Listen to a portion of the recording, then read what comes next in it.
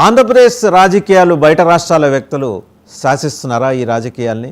చూడబోతే ఇక్కడ వస్తున్న పార్టీలు ముందర జాతీయ అని ఒక ట్యాగ్ లైన్ పెట్టుకొని వస్తున్న పార్టీలన్నీ ఆపరేట్ చేస్తుంది ప్రత్యేకించి ఢిల్లీ, బెంగళూరులో పనిచేస్తున్న కొన్ని కార్పొరేట్ శక్తులని తెలుస్తుంది.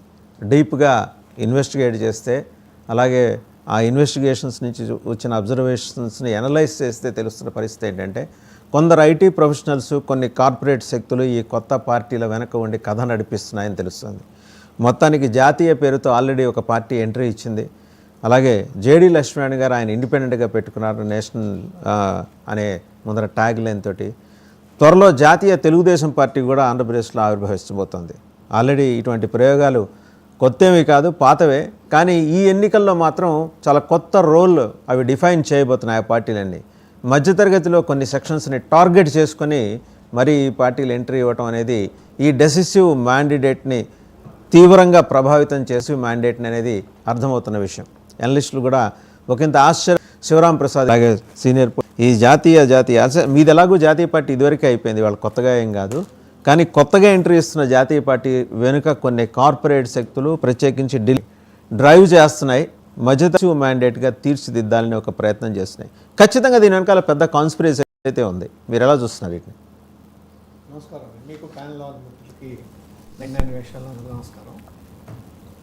ఇప్పుడు ఇవన్నీ గతంలో కూడా 2009లో ఆ సమయంలో కూడా ప్లే చేసిన నాటకాలే ఇవన్నీ.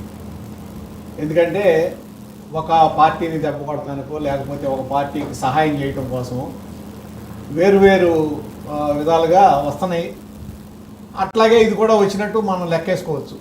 అయితే ఇవాళ ఒకటి వైసీపీ ఇక్కడ జగన్మోహన్ రెడ్డి గారి పరిపాలన తర్వాత మొత్తం రాష్ట్రం ఆంధ్రప్రదేశ్ రెండుగా చేసే విధానాలు కానీ, ఈయన అవలంబిస్తున్న పద్ధతులు కానీ, అలాగే ప్రజా వ్యతిరేక కార్యక్రమాలు కానీ, ప్రజాస్వామ్య వ్యతిరేక విధానాల వల్ల కానీ ప్రజల్లో ఆయన మీద ఉన్న నమ్మకం కోల్పోయిన తర్వాత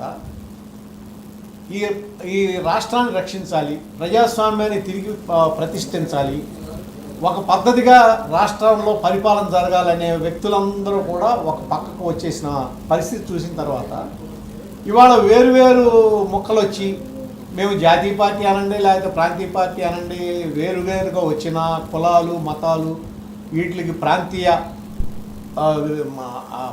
విభేదాలకి, ప్రాంతీయ అభిప్రాయాలకు కూడా వ్యతిరేకంగా అవన్నీ లెక్క చేయకుండా ప్రజలు ఇవాళ వైఎస్ఆర్సీపీకి వ్యతిరేకంగా ఓటేయటానికి రెడీగా ఉన్నారు.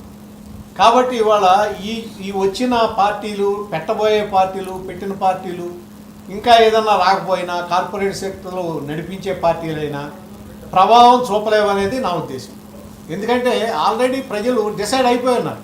ఇప్పటికే ఏ పార్టీకి వేయాలి, ఏ పార్టీకి వేయకూడదు అనేది డిసైడ్ అయిన తర్వాత, ఒక అభిప్రాయానికి వచ్చేసిన తర్వాత కొత్తగా వచ్చిన పార్టీలు సంపాదించుకునే ఓట్లు ఉండవు, వాళ్ళ ప్రభావం ఉండదు. అది మా ఉద్దేశం. మనతో పాటు జనసేన అధికార ప్రతినిధి వివేక్ బాబు కూడా జాయిన్ అయ్యారు లైవ్లో. నమస్తే వివేక్ బాబు గారు.